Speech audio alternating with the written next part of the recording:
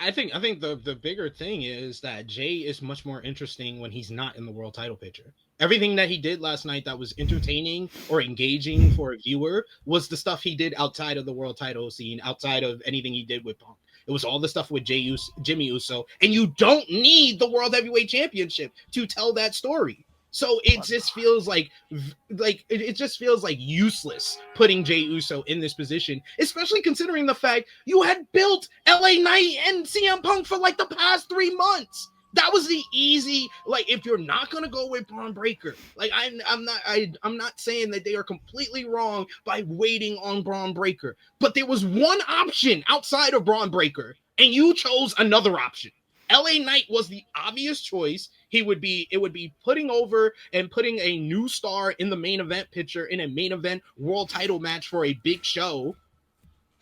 We're just more of the same, and it's just two characters that I don't think a lot of people want to see go against each other with Jey Uso and CM Punk. At least with CM Punk and LA Knight, it's been proven people want to see those two fight. Yeah, there's something missing for those two going up against each other, and as a result, like you said, the crowd wasn't super into it. And I give them. No, I'm not going to give them anything. You know what? That's it. It's happening. It's a match that's happening on a Saturday night's main event, and it'll be fine. Like most of their matches, it'll be fine. We're getting more bloodline lore. Who should have been in this spot? SP3 alluded to it, but they were building the LA Knight stuff. Yeah, and LA Knight is just buried, losing to Braun Breaker. They don't have any plans for this man. Everybody, get off the LA Knight train. Okay, just get off the LA Knight train. Yeah, they don't see it. Yeah, they ain't gonna do it with him. Like 4 letters. Like when we get the promo last night from LA Knight backstage, I'm like, oh, okay, so they're giving him a promo because they're gonna do LA Knight versus Punk after Saturday night's main event. That's an interesting way to go. Then they did the backstage segment with the Vision. I was like, oh, so you're putting two guys who don't need to lose, who are probably going to be challenging for the World Heavyweight Championship over the next 3 to 4 months. You're putting them against each other, so one of them has to lose? Well, in fairness, you didn't need to lose because we saw what happened. I expected a DQ finish, honestly. Yeah. I did expect a DQ. Couldn't do it when you already did that earlier with the Rusev Penta match. In fairness, it's not like these wins and losses matter. They can still give him a title shot even though he lost. Wouldn't make a ton of sense, but like it's par for the course with their booking, honestly. Jey Uso lost 1 week before he won the Battle Royal. I just don't think they get it with He's not their guy. And no matter what the reactions are, no matter how people feel about him, they like Punk more. They're pushing Breaker more. They like Bronson more. Roman's going to be back at some point. They like Jay more. Like that's 5 guys right there that are going to be ahead of him in the pecking order. Maybe they give him like, here you go. Gunther's going to be back sooner than later. They obviously like him. Like maybe they give him like, okay, you know what, here, sure. But you don't know if you're ever going to get there with him. And instead of just waiting for it to happen, you gotta pull back your expectations. Be like, it's probably not going to happen. Now, could it have happened? Did they miss the boat? Yeah, probably. Like they could have put the title on him at some point. This would have been something different with Seth being hurt. It's like, oh, let's make LA Knight here, and they decided they're not going to do that. I think they've missed the boat on him. It's not going to happen at this point, and I feel bad for all of his fans because he obviously is very popular. And again, I think they could have put the title on him. I just don't think it's going to happen, folks. And I do think it's a little unfortunate. Like he was hot, he was super hot. They could have done it with him.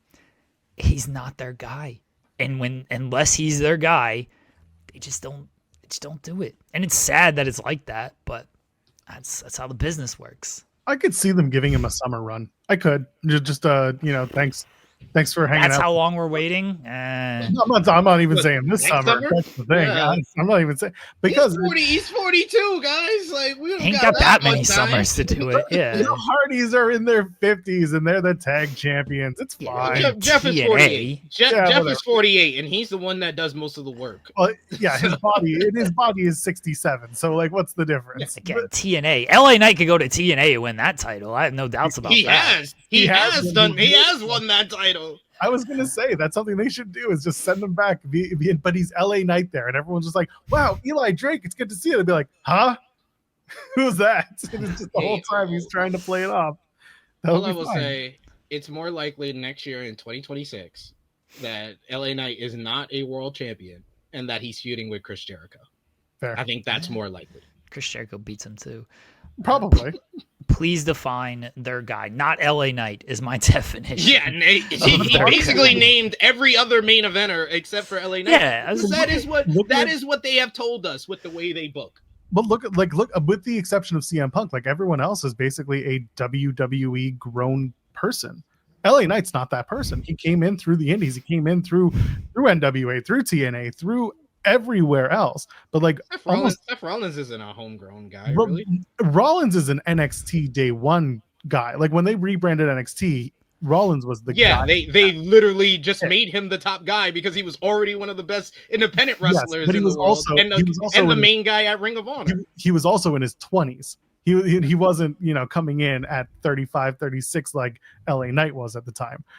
Knight's not their guy because Knight didn't get over through the WWE system.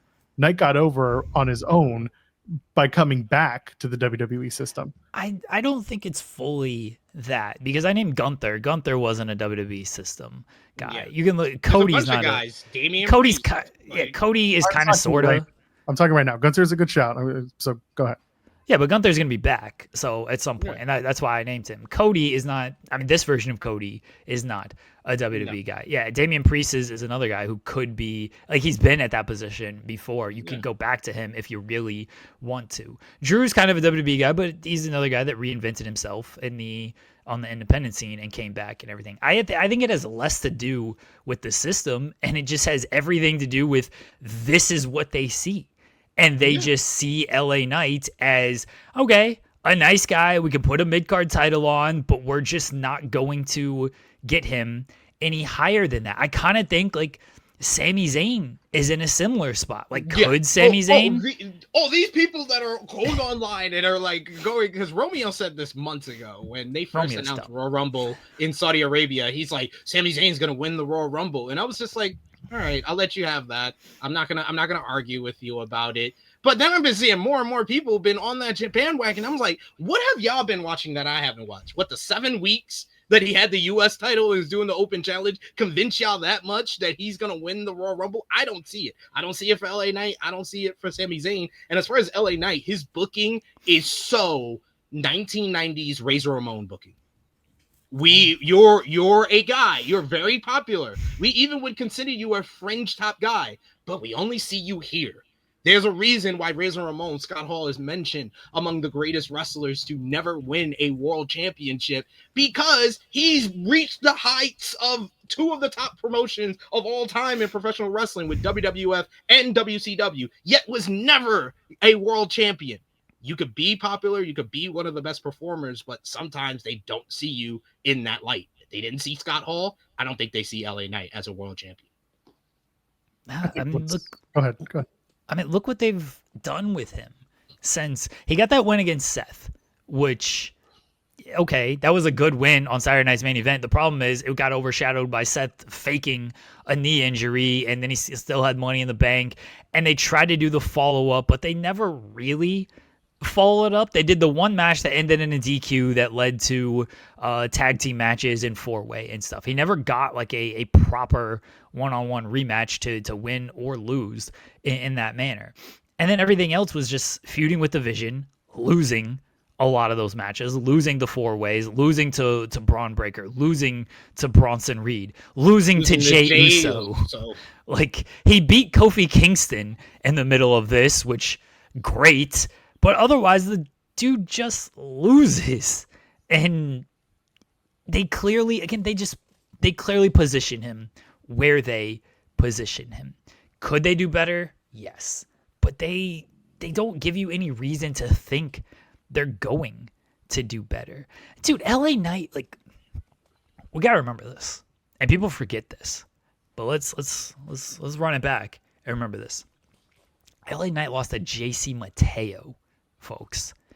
JC Mateo in June. Dude was regularly losing to Solo Sikoa. Like, people have to understand that the main thing, like, it's less to do with him being brought up in the WWE system, and it's more to do with what part of what Joel said is he got over on his own. He got over in spite of his booking, because people tend to forget we're just 2 years removed from everybody getting upset he wasn't on WrestleMania 39. That he was just in the Andre the Giant Memorial Battle Royal, that he was on dark matches instead of being on TV, and he was getting some of the biggest reactions then. It was that upswell, that organic kind of groundswell of support that made him this popular babyface for WWE, but WWE never intended for him to reach this high. This is the highest that WWE see him as, and I think that's the highest that they even thought he would reach. Because of the fans. It's not because of WWE's booking. It's because of the fans where LA Knight is. I think it's also worth mentioning that the JC Mateo match was JC's first in WWE. Sure, they still put LA Knight in that position to lose them. I think they put him in there though because they knew that LA Knight would bounce back because he's one of those I'm always over with the fans. Yeah, but that was Black Slacks JC Mateo. That wasn't even in his singlet JC Mateo. Well, his gear just that's the worst variant. He lost to the worst variant of Jeff Cobb. Well, the only reason that happened JC Mateo. Well, no, we see Hiroshi Tanahashi was still washing the gear because Cobb, he had just gotten beat by Tanahashi. So Tana was like, "Let me wash your gear. I'll send it back to you." And then he just plumb forgot. That's why that match happened that way. I got my internet cut out during that, but you mentioned before it cut off and I lost you. You said the only reason they did that is because they knew he could bounce back with everything. And then I don't know what you said after that, but it was just a joke. But yeah, keep going. Okay, to that point.